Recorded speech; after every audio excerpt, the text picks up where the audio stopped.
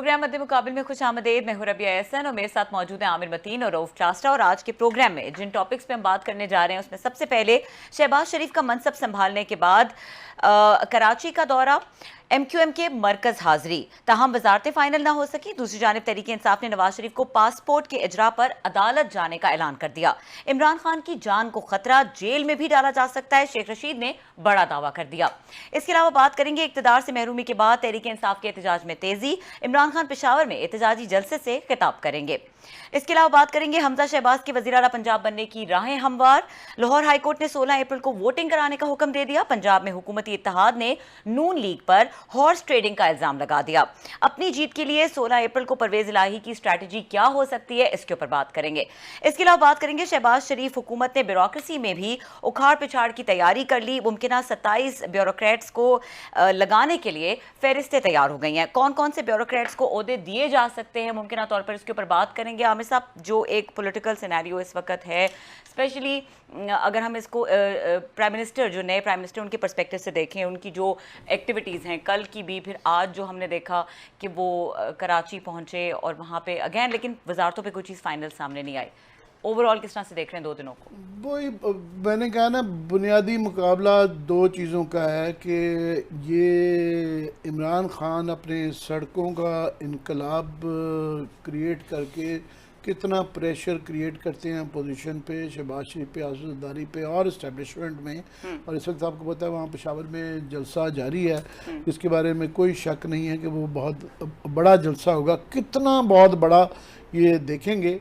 मगर एक बात तो क्लियर होगी, मैं और कासा भी थोड़ी देर बात कर रहे थे कि बदलता है आसमान रंग कैसे कैसे, कि ऑलरेडी टीवी पे जनरली जो है ना, उसको जिस तरह पिछले लोग सड़कों पे आए थे नहीं दिखाया गया, आज भी ज़्यादातर नहीं दिखाया जा रहा था। कोई किस्म का ब्लैकआउट है, पता नहीं है गवर्नमेंट की वजह से है या चैनल्स वाले खुद एहतियात कर रहे हैं, इश्तिहारों की लालच होती है, ये बला बला बला, अभी ये क्लियर नहीं है। मगर इग्नोर हो रहा है वो जलसा, जिस तरीके से पहले उनकी तकरीरें दिखाई नहीं जाती, जलसे होने के अलावा दिखाए जाने भी बड़े ज़रूरी हैं। सोशल मीडिया खाली काफ़ी नहीं होता। ये एक हो गई। दूसरा, अब आ जाए शहबाज शरीफ साहब के लिए कि वो इस बयानिए को किस तरीके से करते हैं। एक तो इमरान खान के सारा ये जो उन्होंने केस क्रिएट किया गया है कि इम्पोर्टेड हुकूमत नामंजूर वाला सिलसिला, कि ये इम्पोर्टेड है और कितनी है, साजिश नहीं है। और दूसरा, उनके इंटरनल चैलेंजेस हैं, 3-4 उनके बड़े चैलेंजेस हैं। सबसे बड़ा तो ये है कि कोलिशन इतनी ज़्यादा लोग हैं कि वो सही भानुमती का कुब्बा है कि उसमें हर बंदा बड़ी बड़े लिस्ट लेके बैठा हुआ है, डिमांड लिस्ट लेके बैठा हुआ है। हर कोई बड़ी बड़ी वजारतें चाहता है, उहदों के अंदर ज़्यादा हिस्सा चाहता है। और एमक्यूएम फॉर एग्ज़ाम्पल वही नहीं संभाली जा रही जो है। उन्होंने वसीम अख्तर के जिस तरह से रिएक्शन आया, आज उनका एक बयान किस जगह चल रहा था, शहबाज शरीफ साहब को द वेरी फैक्ट कि वहाँ तरले के लिए कराची जाना पड़ा है कि अभी तक कैबिनेट नहीं फाइनल हो पाई। कि उन्होंने आज ऐलान एमक्यूएम को मैं देख रहा था, वो उन्होंने कहा है कि जी हो सकता है हम कैबिनेट में फेडरल में ना ही बैठे। अब ये प्रेशर टैक्टिक्स हैं। सब छोटी पार्टियां, इंडिपेंडेंट जजेस ने इसके अंदर शमूलियत इख्तियार की है, सब बड़ा बड़ा हिस्सा मांगेंगे। एक तो ये इस कोलिशन को इकट्ठे रखना, कोलिशन को इकट्ठे रखना, सबको खुश रखना। अब इसका डायरेक्टली ताल्लुक आ जाता है इन चीज़ों को जब खुश करने की तरफ पड़ जाएं तो फिर आप गवर्नेंस के मसाइल भी हो जाते हैं, वही करने पड़ते हैं। और गवर्नेंस के मसाइल के अंदर जो सबसे बड़े 2-3 बड़े चैलेंजेस हैं, सबसे बड़ा तो इनके लिए, क्योंकि ये बहुत तनकीद भी करते रहे हैं और जायज़ हम भी बहुत करते रहे हैं, वो लोड शेडिंग है। इस वक्त जो है लोड शेडिंग ऑलरेडी शुरू हो गई है। आइंदा मुझे बताया जा रहा है कि 10-10 घंटे की होने जा रही है। कि एलएनजी वो इनका कसूर नहीं था, पहले ही नहीं खरीदी गई और अब बहुत दुनिया में महंगी हो गई है। और दूसरा, पानी की ये 10-12 साल बाद ये क्राइसिस इस वक्त आया हुआ है। आपको याद रहे कि पानी, सबसे सस्ती बिजली पानी हाइडल होती है और वो तकरीबन आप 6000 मेगावाट के करीब कोई आप समझ लें कि आपकी डिमांड की जो है ना 1/4 के करीब जो है ना वहाँ से पूरी होने की उम्मीद होती है। इस वक्त झीलों का हाल ये है कि शायद अभी ये कल परसों हमारे दोस्त अहमद फराज साहब इस पर बड़ी अच्छी रिपोर्टिंग करते हैं, उनकी खबर थी कि वहाँ 7 मिलियन फॉर एग्जांपल 70 लाख के करीब क्यूसेक मंगला की वो पानी की कैपेसिटी है, और वहाँ शायद 1-2% भी नहीं पहुँची, और इस वक्त वहाँ पे 40-50% होना चाहिए था, क्योंकि बारिशें नहीं हुई और चूँकि पिछले साल बर्फ़ बड़ी कम पड़ी है वैसे ही, और लेट भी हो गया है, गर्मी लेट हो गई है, तो एक वो हाइडल मिला के LNG और पेट्रोल जो है इनकी किस्मत थोड़ी सी अच्छी है कि थोड़ा सा नीचे जा रहा है। सो एक लोड शेडिंग का बहरहाल इनका चाहे कसूर है या नहीं, लोग उम्मीद गवर्नमेंट ऑफ द डे से करते हैं कि जनाब ये आएंगे तो ये चमत्कार दिखाएंगे और यूँ ठीक कर देंगे, जो कि इनके लिए सबसे बड़ा ये चैलेंज होगा। लोग भूल जाते हैं कि किसका क्या कसूर है, तो वो उन्होंने कहना जी शहबाज शरीफ साहब की तक निकालें आप अपने जो है ना रबड़ के जूते और हैट और हमारा मसला हल करें। दूसरा इनका बहुत बड़ा मसला है पेट्रोल का। पेट्रोल की कीमतें इन्होंने और बिजली की कीमतें जो हैं वो पिछली गवर्नमेंट कर गई थी कि ना 10 रुपये कम इसकी और 5 रुपये बिजली के, और उन्होंने कहा जी हम जून तक इसको नहीं छेड़ेंगे।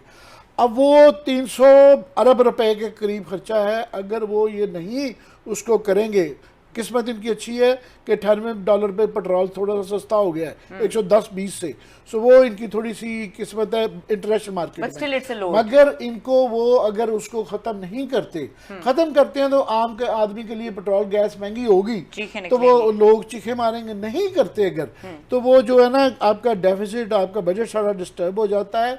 और दूसरा IMF आपको ट्रांच नहीं देती है, और अगर IMF नहीं देती तो ये जो था सारा बयानिया कि इनकी मदद के लिए इनको बहुत ज़्यादा ज़रूरत है कि अमेरिका और EU जो है ना उसमें अगर वो मदद करते हैं आउट ऑफ द वे जाके, और अगर तो तब मुसीबत है, अगर नहीं करते तो वो कहेंगे जी देखा कि फिर क्या फ़ायदा इस चीज़ का। सो इनके लिए एक डबल जेपरिटी है। और साथ में इकोनॉमिक फिगर्स बड़ी खौफनाक है। 23 अरब डॉलर के पाकिस्तान ने कर्जे देने हैं, $12 बिलियन का आपका करंट अकाउंट डेफिसिट है। ये आप लगा लें, समझ लें कि 35 अरब डॉलर इनको चाहिए हैं, और इस वक्त रिजर्व हमारे 11 अरब डॉलर के करीब है, जिसमें से 11 में से 4 सऊदी अरेबिया ने पार किए हुए हैं, 3 UAE ने दिए हुए हैं, तो 7 तो वो हैं। सो आप समझिए कि वर्चुअली 3 अरब है जो कि आपका अपना है। सो इनकी इकोनॉमी की सिचुएशन बड़ी ख़राब है, और ये जो पॉपुलर एकदम बादशाह बन के अभी बजट मतलब है कि कैबिनेट बनी नहीं है, और इन्होंने ऐलान कर दिया पहले जी 10%, आज फिर उन्होंने क्लैरिफाई किया नहीं ये तो देखना इमरान खान ही अनाउंस करके गए थे। सो ये पॉपुलर करने का उनको शौक भी बड़ा है फैसले, मगर किट्टी में जगह नहीं है, खजाने के अंदर वो पैसे नहीं हैं, और वो कैसे ये चमत्कार करेंगे जो जो दिन लंबे करते जाएंगे। और अगर सड़कों पे ये प्रेशर भी रहा इमरान खान का, तो फिर वो मिला जुला के इतना आसान नहीं है शहबाज शरीफ साहब के लिए। ठीक है क्लास साहब, 2 इंपॉर्टेंट चीज़ें, एक तो गवर्नेंस के लिहाज से it's too early to comment anything, but still आपको एक टेम्परामेंट समझ आ जाता है 2 दिनों में। और उन्होंने खास तौर पे स्पीच जिस दिन की है उसी दिन उन्होंने कुछ रिलीफ का ऐलान किया, फिर उसके अगले दिन टाइमिंग वगैरह चेंज करना। तो do you think he is creating optics और he is genuinely on the right track? And secondly, जिस तरह से आमिर साहब कह रहे हैं कि रोड्स पे भी उनके लिए सिचुएशन बनी हुई है, और जो मईशत वाला एक चैप्टर है, जो लोगों के अंदर एक अगैन हर तरह का लोगों के अंदर इस वक्त जज्बा मौजूद है, तो उसमें अगर ये वाला भी वीक साइड होती है तो क्या लोग और नाराज हो जाएंगे और इमरान खान के नैरेटिव को और तकवीत मिलेगी? ओवरऑल कैसे देख रहे हैं? 2-3 चीज़ें। एक तो मेरे लिए थोड़ा सरप्राइजिंग है कि अभी तक ये अपने मिनिस्टर्स की ये फरिस्त फाइनल नहीं कर सके। यूजुअली ये होता है जब कोई नया प्राइम मिनिस्टर बनता है तो उसके हलफ के साथ ही 5-6 बेसिक आ जाते हैं, कोई 8-10 के करीब जो है ना, तकरीबन 10 एक होते हैं मिनिमम होते हैं, 10 मिनिस्टर्स जो होते हैं ना, मेन मिनिस्ट्रीज होती हैं, तो उन पे आप अपॉइंटमेंट्स कर देते होते हैं ताकि मैसेज चला जाता है जो नई हुकूमत आ रही है वो क्या करना चाह रही है। सो मेरे लिए सरप्राइजिंग है कि इसमें यहाँ पे उस जरदारी साहब बैठे हुए हैं, फिर उसका मौलाना साहब बैठे हुए हैं, शहबाज शरीफ साहब बैठे हैं, बड़े मतलब सियासी तौर पर अच्छा खासी इनका एक्सपीरियंस है। इनको पता भी है कि जनाब तमाम लोगों की आंखें हम पे लगी हुई हैं, हमारी छोटी छोटी चीज़ों को बिल्कुल माइक्रो करके आपका मीडिया भी देख रहे हैं, अपोजिशन भी देख रहे हैं, इमरान खान साहब भी देख रहे हैं। सो आपके पास पूरा महीना था, 1 महीना तो था ना, आपने मेरा ख्याल है आके 7-8 तारीख को आपने अपनी इसकी मोशन मूव की है, और आपको यकीन भी था हम कर भी लेंगे। तो इस पे अगर आप नहीं राज़ी कर पा रहे एक दूसरे को, किसको क्या मिलेगा? और किसने क्या कुछ लेना है, और अभी तक आप उसके जा रहे हैं उसमें कंसल्टेशन प्रोसेस में। टाइम इतना आपके पास नहीं है, इतना टाइम नहीं है कि आप बैठ के इतने एक होता लग्जरी होती है कि चलो महीना खैर है यार, कुछ नहीं देखते हैं, कर लेते हैं। अनफॉर्चुनेटली उनके पास वो हनीमून टाइम पीरियड हनीमून नहीं है, बिल्कुल नहीं है।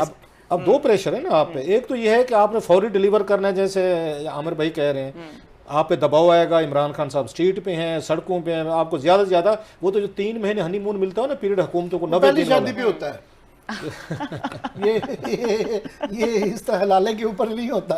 बहरहाल तो आमिर साहब का जो था कि इनके पास विंडो नहीं है कि ये उसको मार्जिन ले कि हाँ जी हमें 3 महीने कोई कुछ नहीं कहेगा। आपको तो जजमेंट पहले दिन से शुरू हो जाएगी, हो चुकी है आपकी। सो ये बड़ा थोड़ा सा उस पर सरप्राइजिंग है, और ये इनकी वीक साइड शो करता है। इट मीन्स कि आपके दरमियान वो चल चुकी है, कुछ ना कुछ आपके यहाँ प्रॉब्लम हो रहे हैं। अगर ये हैं प्रॉब्लम जो कि नजर आ रहे हैं, तो देन फिर आप इमरान खान का काम आसान कर रहे हैं। फिर इमरान खान साहब जी बात करें। नहीं, मैं इसमें सिर्फ एक ऐड कर दूं, इसके साथ एक बहुत बड़ा जो आम आदमी के लिए बयानिया, क्योंकि इमरान खान ने ये जो वी में एग्री और नॉट, ये जो लाइक इट और नॉट जो मेरा फेवरेट है, कि अमेरिका वाली जो साजिश वाला जो एलिमेंट किया है, तो वो जो लोगों ने ना पहले इतने कभी भी फॉरेन बयानात को स्टेट डिपार्टमेंट के इतने गौर नहीं, आजकल हर बंदा थड़े पे बैठा ना वो पाकिस्तान के चैनल से ज़्यादा वो CNN देखना शुरू हो गया दोबारा, जिस तरह गलवार में था। तो ये जो ऑप्टिक्स आए हैं ना कि इंडिया के साथ, इंडिया के फॉरेन मिनिस्टर के साथ अमेरिकन स्टेट डिपार्टमेंट खड़े हो गए, कह रहा है कि आप पाकिस्तान को अपने दहशतगर्दी के खिलाफ इकदाम करने होंगे। इस वक्त इंडिया भी इल्ज़ाम नहीं लगा रहा, अफगानिस्तान भी नहीं लगा रहा, इस वक्त हमारे पे इल्ज़ाम बहुत कम है कि हम दहशतगर्दी के लिए करें, हम दाखिली मसाइल से पढ़ें। मगर ये एक मैसेज दिया गया है कि अमेरिका की तरफ से डू मोर का पहले ही आना शुरू हो गया है, तब्दीली भी कर दी है, रजीम चेंज भी हो गया, फिर ये, और दूसरा साथ में इंडिया जिस तरीके से खड़ा होके अब ये आप और हम सारे जानते होते हैं कि जिसके घर में दाने, ये आपकी मुल्कों की स्ट्रेंथ होती है, उनकी इकोनॉमिक और पॉलिटिकल स्ट्रेंथ, जिसकी वजह से उनकी पॉलिसी के अंदर जो है ना एग्रेशन आता है। ये खाली उससे नहीं आता, मगर इस वक्त चूँकि खुददारी का एक बयानिया बन गया हुआ है, तो उसके अंदर जो ये कहा गया कि उनके फॉरेन मिनिस्टर ने बड़ी दलेरी से कहा, उनको जब कहा गया कि रशिया से आप तेल रुपयों में ना लें, तो हम तो क्या 2 आने का लेते हैं, आपके सारे एलाइज हैं, डेमोक्रेसी सुना रहे हैं, तो पूरा यूरोप ले रहा है, तो उनको आपको नहीं होता, वो जितना महीने में इस्तेमाल करते हैं, हम तो एक दोपहर में भी उतना नहीं इस्तेमाल कर रहे। एक किस्म का इंडिया के फॉरेन मिनिस्टर का थप्पड़ था बड़े सख्त अल्फाज में, हम महीने में अमेरिका के स्टेट मतलब फॉरेन मिनिस्टर ही समझ रहे ना उसको। तो आम आदमी इन चीज़ों को, ये फॉरेन इसके साथ लोकल के राइसेस के साथ ये मसाइल भी इसको देखना शुरू हो गया है कि इमरान खान के इस बयानिए में वो ये सारी लोकल पॉलिटिक्स, इक़्तिसादियात और ये सड़क की थोड़ा सियासत बीच में मिल गई है। सो इसको सारे को हैंडल करने के लिए अगर कैबिनेट भी ना बना पा रहे हैं और तरले मिन्नतों का सिलसिला जारी हो, तो इतना आसान काम नहीं था जिसमें हाथ डाल लिया है। ठीक है, क्लास साहब आप कुछ कहना चाह रहे हैं या ब्रेक की तरफ चले, और फिर ब्रेक के बाद आके जी ब्रेक ले लेते हैं और उसके बाद डिस्कस करेंगे जो एक पावर शो या रोड शो कर रहे हैं PTI और इमरान खान, और अपना नैरेटिव अवाम के सामने रख रहे हैं। और इसके अलावा बात करेंगे कि पंजाब में क्या सिचुएशन है, और लाहौर हाई कोर्ट ने जिस तरह से 16 अप्रैल को वोटिंग का कह दिया है, तो अब क्या सिचुएशन डेवलप हो सकती है। आने वाले दिनों में हमारे साथ रहिए।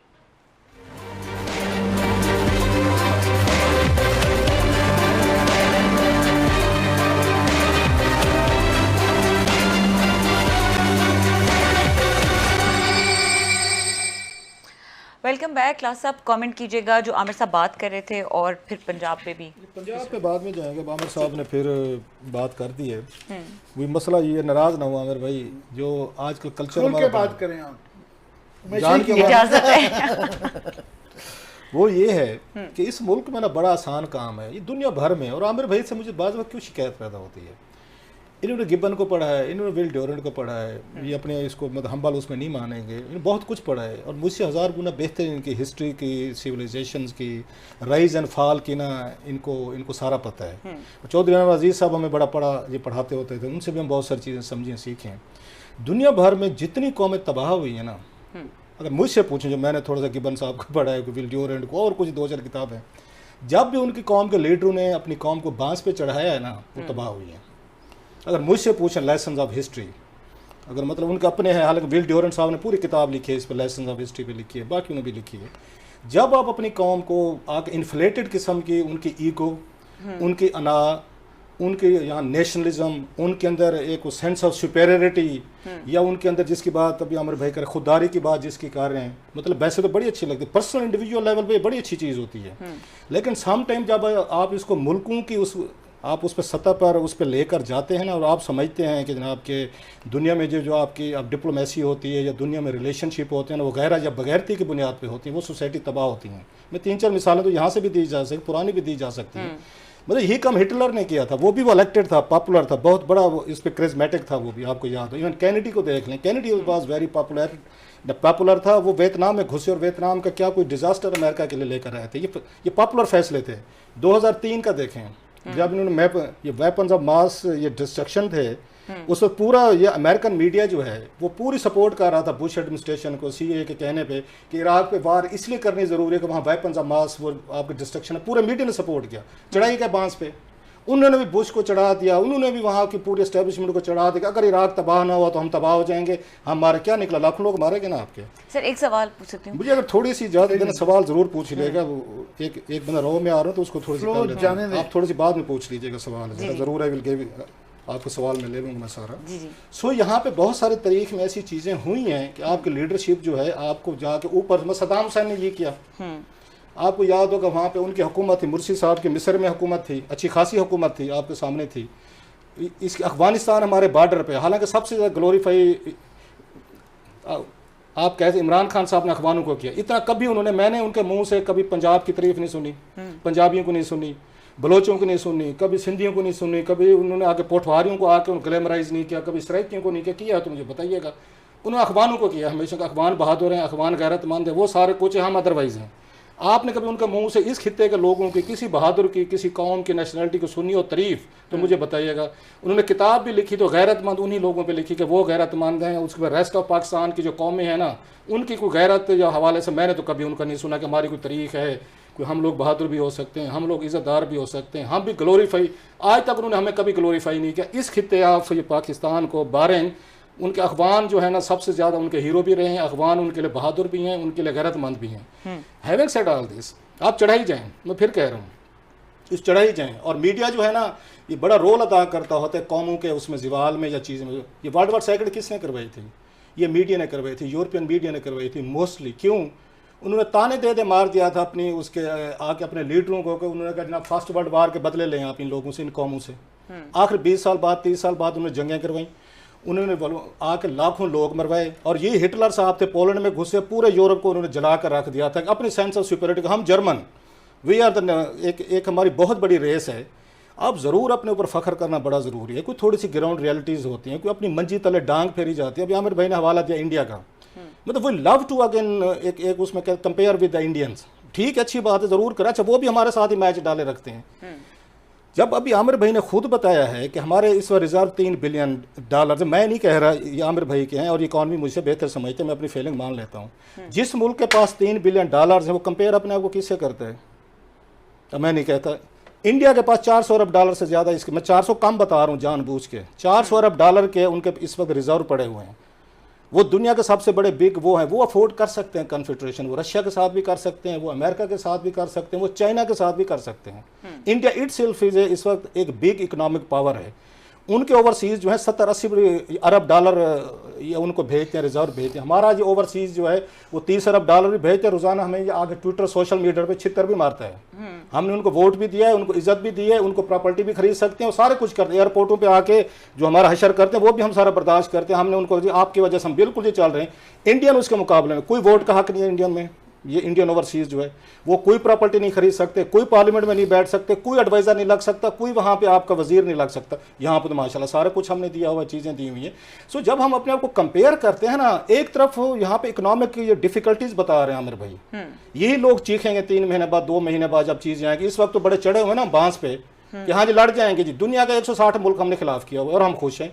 खान साहब पिछले हफ्ते जब मुलाकात उनकी लास्ट मुलाकात हुई है इनसे, जर्नलिस्टों से हुई है, तो उस पर मेरा कल साबिर शाकिर साहब ने कहा बताया फलां फलां फलां सर वो चीज़ें जो है ना वो आप सुप्रीम कोर्ट भी खुल गया फलां खुल गया। इमरान खान साहब ने उन्होंने जुमला किया जिसको ये ग्लोरीफाई किया जा रहा है, हालांकि it should have been cause of worry for Imran Khan साहब और उनकी टीम के लिए। क्या तो खान साहब ने कोई बात तो नहीं किया जो मेरा दुश्मन ना हो, इस चीज़ को ग्लोरीफाई किया। मसलन कौन कौन से दुश्मन है जो उन्होंने गिनवाया उस वक्त के, उन्होंने कहा जनाब कि इस वक्त आपकी सुप्रीम कोर्ट आपके खिलाफ है, आपकी फौज आपके खिलाफ है, इसके बाद आपका मीडिया आपके खिलाफ है जो उन्होंने वहां गिनवाया गया है, इलेक्शन कमीशन आपके खिलाफ है, सर आपके एलाइज आपके खिलाफ है, आपके एलाइज तो वो छोड़ के वो खिलाफ है, फिर अमेरिका आपके बकौल आपके खिलाफ है, यूरोपियन यूनियन खिलाफ है, इंडिया आपके खिलाफ है, फिर आप कहते हैं ब्रिटेन खिलाफ है, बच कौन गया है? आपने अगर इतने सारे सेगमेंट ऑफ सोसाइटीज को आपने जी सर माँ बच गई आपने इतने सेगमेंट ऑफ सोसाइटीज को आपने अगर अपना दुश्मन बना लिया है, आपने पॉलिटिक्स करनी है, आपने ग्लोबल पॉलिटिक्स करनी है, आपने इंटरनल पॉलिटिक्स करनी है, और इस चीज़ को आप ग्लोरीफाई करते जाएंगे कि $3 अरब हमारे अकाउंट में पड़े हुए हैं और दुनिया से हम जंग लड़ने जा रहे हैं। और खान साहब के इसी चीज़ में खुश हैं कि जनाब क्योंकि पाकिस्तान में माचो स्टाइल है ना, चलता है। मैं भी अभी बैठ जाऊँ ना, अभी मैं आपको बताऊँ खान साहब की मैं दुनिया जहाँ की 2000 तारीफें करके ट्वीट डालूँ, मेरे 10,000 रीट्वीट आएगा। मैं अगर ये कहूँगा कि सर इस मुल्क कौम और 22 करोड़ लोगों के लिए लीडरशिप को सर्टेन टाइम्स में थोड़ा सा कंट्रोल रखना पड़ता है अपने आप को। आप अपना नुकसान भी करते हैं, रियासतों का भी करते हैं, मुल्कों का भी करते हैं। मुल्ला उमर साहब ने क्या किया था, आज लोग उनकी मिसालें देते हैं, वो जी देखें दोबारा आ गए, क्या हुआ? आपने मतलब 20 साल बाद वापस आए ना आप, उसका अमेरिकन की अंडरस्टैंडिंग की है ना आपने लाखों लोग मरवा दिए। अब उस वक्त आपको क्या कह रहा था मुल्ला उमर को? उन्होंने कहा जी कि उसामा साहब ने मान लिया है कि मैंने वहाँ पे अटैक करवाया तो इसको हम ट्रायल करना चाहते हैं। उन्होंने कहा ओवर अब डेड बॉडी, हमारे तो पश्तून रिवायत नहीं है। आपने लाखों लोग मरवा दिए, वहाँ पे बेचारे औरतें बच्चे कितने मरे, कुछ ईरान में गए, कुछ हमारे पास है। उन्होंने आके कैंपों में उन्होंने आके बेचारों का जो हाल हुआ, फिर दुनिया भर के UNHCR से आपने डोनेशन लेकर उनका खाना पीना पूरा किया। आप इसको कहते हैं जनाब के गैरतमंद हैं, उनको ग्लोरीफाई करें। आपको तो उन बेचारों से हमदर्दी होती है, मुझे होती है कई दफ़ा। अभी रिसेंट न्यूयॉर्क के ये टाइम्स की स्टोरी में पूरी रात सो नहीं सका, 1 या 2 रात नहीं सो सका। इतना खूबसूरत प्यारे मतलब आपको पश्तून अखबान बच्चे, और हमेशा आप देखते हैं अखबान और ये पश्तून बच्चे बड़े खूबसूरत बच्चे होते प्यारे, उनकी पिक्चर्स लगी हुई हैं। उनको बाप जो है, माँ बाप है अपनी बेटियों को और अपने बेटों को, इवन बेटों को, मैंने इस पर कॉलम भी लिखा है दुनिया अखबार में, अपने बेटों को वो ले गए मार्केट में बोली लगा के बेच रहे हैं। इसकी गुर्बत की वजह से उनके पास खाने को कुछ नहीं है, और हम ग्लोरीफाई किए जा रहे हैं उन बेचारों को जनाब ये, और बांस पे चढ़ा दिया हमने इन बेचारे अखबारों को। ये किसी से डरते नहीं है, ये किसी से शिकायत नहीं खाते, किसी से कुछ नहीं करते, फेयर एनफ नहीं खाते होंगे। But what about those children of the lesser guard जिनको अपने पेरेंट्स उठा के उनको मार्केट में ले गए, जिनको बोली लग रही है? बस हमारे बच्चे हैं, आपकी आंखों के सामने अपने बच्चे आ जाते हैं। इतना प्यारे बच्चे की पिक्चर, बाप उसको उठा के गया और उसकी बोली लग लिया, और वहाँ पे कोई मेरा 100-200 लोग जो है ना उसकी बोली लगा रहे हैं। सो थोड़ा सा हमें अपनी इसको, और हमारा मीडिया जो है एक पॉपुलर उस पे वेब पे जा रहा है सिर्फ यहाँ रेटिंग लेने के लिए, या ट्विटर पे रीट्वीट्स लेने के लिए, अपनी वीडियोस को आके उसके व्यूज़ लेने के लिए। आपने इमरान खान साहब के साथ भी ज्यादती की, मैं समझता हूँ कि आपको उनको रियलिटी चेक देना चाहिए था कि खान साहब नहीं, आप बात चीज़ों पे गलत करें, आप ऐसे नहीं करना, ना माने उनकी मर्जी, फेयर एनफ। एटलीस्ट आपको तो बात ठीक करनी चाहिए। 22 करोड़ का मुल्क है, $3 अरब आपके पास पड़े हुए हैं, और आप इस चीज़ का क्रेडिट ले रहे हैं कि अगर मेरी दुनिया यहाँ पे पूरी दुनिया मेरे खिलाफ हो गई है, एंड आई एम वन उसमें वन अगेंस्ट द रेस्ट। आप अपनी जाति में उस पर करते होते हैं कि मैं उसमें वन अगेंस्ट रेस्ट अफोर्ड कर सकता हूँ कि मुझे नुकसान होगा ना, मैं आगे 20 लोगों को दुश्मन बनाऊं, मैं रियासत को तो ना नुकसान दूं, मैं 22 करोड़ लोगों को, मतलब मेरी अना की वजह से, मेरी ईगो की वजह से, मेरी ग्लोरिफिकेशन की वजह से आपकी रियासत को नुकसान तो नहीं होना चाहिए। वो चढ़ाई जा रहे हैं रोज ट्वीट पे, उस आप मुझे ट्वीट जो करेंगे उसके नीचे जरूर लिखेगा इम्पोर्टेड हुकूमत नामंजूर, अगर तब 10,000 होगी। नहीं वैसे बता रहा हूँ, अब मतलब आप और मैं और आमिर की हमेशा बहस रहती है इस पे, और हम बहुत सारी हुकूमतों को उसमें हमारे शोज बंद हुए हैं, रेटिंग हमारी ठीक नहीं हो, लोग नहीं देखते होंगे, मैं मान लेता हूँ। हमारा एक रहा है कि लोगों को मीडिया का काम, हम यहाँ पे एंटरटेनर नहीं है, हम आर्टिस्ट नहीं है, हम सिंगर नहीं है, हम कॉमेडियन नहीं है, हमने लोगों को हंसाना है, उनकी गुदगुदियाँ करनी है और उनको बले बले करके रिलैक्स करके कर। हमारा काम यहाँ पे इन बिटर किस्म के इंतहाई इसको कहते हैं अनप्लेजेंट फैक्ट्स जो है लोगों के सामने रखने, हुकूमतों को रखने। हुकूमतें स्टेक पे हैं, लोगों को जिंदगी स्टेक्स पे हैं, नौकरियाँ नहीं, इकॉनमी के मतलब सुन के मतलब है आई एम डिस्टर्ब के इस पर बता रहे हैं $3 बिलियन रह गए और दुनिया के खिलाफ हम लड़ना चाहते हैं, ऊपर से थ्रेट्स आ रहे हैं। जो इंडियन वाला कंपेरिजन कर रहा है आमिर भाई ने, मादरत के साथ कहीं भी नहीं बनता। वो बड़ी पावर हैं और उनके पास उनके बड़े वसाइल हैं, और वहाँ बड़े सारे मुल्कों के इंटरेस्ट हैं, इवन रशियंस के भी हैं, अमेरिकन के भी हैं, चाइनी, अभी चाइना के साथ उनकी $150 बिलियन की उनकी वो है, इस वक्त उनकी एक्सपोर्ट है। और उस चाइना के साथ इन्होंने जंग लड़ी, अभी इन्होंने पिछले साल जंग लड़ी, जिस मुल्क के साथ जंग लड़ी है उसके साथ 150 बिलियन के करीब, अगर मैं गलत नहीं कह रहा, या उसमें $100 बिलियन जो है उनकी ट्रेड है, उनके आपस में एक्सपोर्ट हो रही है। अगर हम थोड़ा सा अपनी जंगें भी रखें जनाब, अपनी मतलब वो भी रखें, लेकिन डिप्लोमेटिकली इस वक्त इंडिया जो है चाइना के साथ भी ठीक है, रशिया के साथ भी ठीक है, वो अमेरिका के साथ ठीक है, और इमरान खान साहब के उनकी फॉरेन पॉलिसी ठीक है, बिल्कुल ठीक है। आप 3.5 साल बैठे थे, आपने इसी तरह की फॉरेन पॉलिसी क्यों नहीं बना ली कि हमसे 3-4 लोग जो हैं, 3-4 मुल्क जो हैं, तो हमसे भी वैसे खुश होते हैं, मुतमिन होते हैं जैसे इंडिया के साथ। आप प्राइम मिनिस्टर थे ना, आप बना के देखते, पॉलिसी क्यों नहीं बनाई आपने? ये बिल्कुल सेम पॉइंट है, और ये इसके ऊपर डेफिनेटली बात होनी चाहिए कि there are many ways to deal with the situation. अब उसमें जो पॉपुलर नैरेटिव दिया है इस वक्त इमरान खान ने पूरी नेशन को, उसमें ये देखना है कि उसकी कॉस्ट चुकाने के लिए ये नेशन इतनी उसके अंदर कैपेसिटी है कि नहीं, और अगर नहीं है तो क्या एक बैलेंस्ड वे हो सकता है, इसके ऊपर बात करते हैं। आमिर साहब के कमेंट्स लेंगे और पंजाब की थोड़ी सिचुएशन को डिस्कस करने की कोशिश करेंगे। अगले सेगमेंट में हमारे साथ रहिए।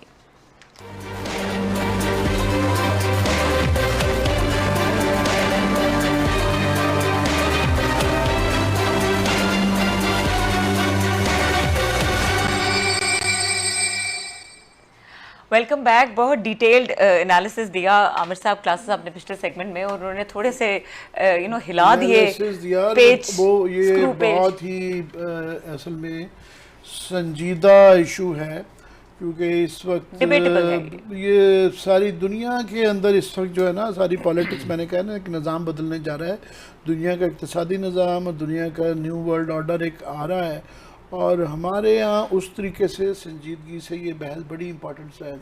विकास साहब ने जो बड़े इनका इसके ऊपर बड़ा एक वाज़ेह ओपिनियन है, और वो बड़ा कंसिस्टेंट है। मैंने वैसे सिर्फ आज अपना ओपिनियन नहीं दिया था, मैंने सिर्फ रिपोर्ट किया था कि ये सूरत हाल है, और मैंने थोड़ी सी तमीज़ भी बांधी थी कि इंडिया कर सकता है कि क्योंकि उनकी इकनॉमिक और पॉलिटिकल मसल है, ये किया है। मगर यहाँ पे क्योंकि ये फॉरेन पॉलिसी जो है वो थड़े पे जा चुकी हुई है, और वो आम आदमी को इमरान खान ने इन्वॉल्व कर दिया है, तो लिहाजा आम आदमी के साथ आप लॉजिकली नहीं कर सकते। मैं इस पे अपना डिफरेंट व्यू रखता हूँ। मैं ये भी नहीं कहता कि बिल्कुल लड़ा मर जाया जाए, मगर यहाँ पे ये भी ज़रूर रहा है, एक माजी रहा है कि नवाज शरीफ साहब क्लिंटन से ज़्यादा मीटिंगें शहबाज शरीफ साहब ज़्यादा करते रहे हैं, मुशर्रफ साहब टोटली जाके लेट गए थे, ये सारी तो दरमियानी रास्ते भी होते हैं और संजीदा है। मगर ये एक लंबी, क्योंकि बहुत ज़्यादा लंबी एक बहस है, वो मैं इसको मेरा टाइम आउट ले लेता हूँ, मैं बात इस पर ओपिनियन दूंगा। मैं इनसे कुछ चीज़ों पे एग्री करता हूँ, कुछ पे नहीं भी करता। मगर मैं फिलहाल करना चाह रहा था, ये हमारी खबर आज की ना रह जाए पंजाब की, कि उन्होंने अपनी जो शहबाज शरीफ साहब ने एक्सक्लूसिव खबर है अपॉइंटमेंट वाली, वो कर लें, पंजाब हम कल कर लेंगे। नहीं, ये लिस्ट यही अपॉइंटमेंट्स वाली मैं कह रहा हूँ, अपॉइंटमेंट्स के कर रहा हूँ, अपॉइंटमेंट्स में कि उन्होंने अपनी जो है लिस्टें बना ली हैं, जाहिर है कि वेट करके कि किन अफसरान को उन्होंने लगाना है, तो वो बन गई हैं, और वो तकरीबन वही हैं जो कि पहले वाली थी। उनमें से काफ़ी सारे अच्छे लोग भी हैं, हमेशा अच्छे लोग होते हैं, पर काफ़ी सारे वही लोग हैं जिसकी वजह से पिछली हुकूमतें इनकी नून लीग की बाय द वे गई थी। अच्छे लोग भी हैं, मगर ओवरऑल जो इसको सबको जो गाइड करेंगे, वो पहली खबर आ चुकी हुई है कि तौकीर शाह साहब तो उन्होंने प्रिंसिपल सेक्रेटरी लगा दिया है, वही अगेन हमारे यहाँ 21वें ग्रेड को लगा दिया जाता है, वही फवाद हसन फवाद साहब, नरगिस सेठी, ये मामला चलते रहे। आज़म खान 21वें ग्रेड के जब भी लगाए हैं कोई अच्छी नहीं है। बहरहाल अब जो है ना, फवाद हसन फवाद साहब एडवाइज़र के तबशीर के तौर पे आ रहे हैं। अरबाब शहजाद से बहुत ज़्यादा ताकतवर हो गए। अरबाब शहजाद साहब के हाथ बांध दिए हुए थे आज़म खान ने। साथ में जो है मेजर आज़म सुलेमान साहब के भी मशीर वज़ीर आज़म के बनने का काफ़ी इम्कान है। अच्छा चॉइस होगा। हाँ, ये इंटीरियर भी रहे, चीफ सेक्रेटरी भी रहे, और बड़े वेल कनेक्टेड भी हैं, वेल कनेक्टेड भी हैं। ये इनका भी एक इम्कान है। बाकी जो अमकान है, क्योंकि अभी फाइनली हम लिस्टिंग है, मेरी इतला है कि जो बनाई गई हैं 22वें ग्रेड के अंदर अफसरान जो वेट किए गए हैं, जिनको आला ओहदे दिए जाएंगे यहाँ पे सूबे में और पंजाब में, और यहाँ पे जो भी पंजाब का रिजल्ट रहता है। तो तो 22वें ग्रेड के अंदर शौकत अली, बाबर या तारड़, यूसुफ, नसीम गोकर साहब दोबारा आ रहे हैं। और 21वें ग्रेड के अंदर नबील अवान साहब, दी एवर सर्वाइवर मयूद्दीन वानी साहब। 21वें ग्रेड में इमदादुल्लाह बसाल, ये शायद chief minister Punjab chief secretary Punjab लगाए जाएँ। हामिद याकूब शेख, वैसे इनकी भी क्रेडिबिलिटी सुने अच्छी है इमदाद बसाल की कंपैरेटिवली। हामिद याकूब शेख, राशिद लंगड़ियाल। और फिर 21वें ग्रेड में सैयद अली मुर्तज़ा, अब्दुल्ला सुंबल, नदीम महबूब। और फिर जावेद काजी साहब, कैप्टन सैफ अंजुम, मोमन आगा साहब। फिर ग्रेड 21 में सी अख्तर, इफ्तिखार, बड़ा मुश्किल नाम है, इफ्तिखार सहवार, डॉक्टर शुएब अकबर। और 20वें ग्रेड में अहमद चीमा साहब is back, welcome to the show. और बड़े गुस्से में आए हैं, हालांकि उनके खिलाफ कोई वो प्रूव नहीं हो सका, सो लिहाजा बाल गुस्से में आए। एहसान भुट्टा साहब, सज्जाद जफर साहब, मुशाहिद शेरदिल साहब। 19वें ग्रेड में इरफान नवाज और सुमैर सैयद साहब। और बाकी सीनियर ब्यूरोक्रेट्स में अम्मार खान, असद वहीद और नसीम सादिक साहब भी हैं, आगे में हैं। अब इस पर क्योंकि मैं ये बता दूं कि फवाद और अहमद चीमा साहब तो आशियाना स्कीम में थे। नबील अवान साहब के ऊपर भी एक केस रहा हुआ था। बाबर याद तारड़ के जो भाई हैं वो 636 बिलियन की प्री बार्गेन करके आए हुए हैं। यासर याद तारड़ साहब, इमदाद साल भी अच्छे होंगे मगर इनके ऊपर इंक्वायरियाँ रही हुई हैं। और फिर राशिद महमूद लंगड़ियाल साहब सानिया मॉडल टाउन में, ये भी तकीर शाह साहब के साथ रहे हुए हैं। अब्दुल्ला सुंबल साहब भी जो हैं वो पार्किंग कंपनी के स्कैंडल, वो जो 22 कंपनियों के काफी अफराद आर बैक। इस पर तबसरा कल करेंगे, आपके पास टाइम नहीं है। बड़ी खबर है और उसके ऊपर तबसरा करेंगे, इसको फॉलो अप में रखेंगे। इसके अलावा जो दिन ब दिन बदलती सूरत हाल है उसके ऊपर बात करते रहेंगे। प्रोग्राम देखने के लिए शुक्रिया, इजाजत दीजिए, अल्लाह हाफिज।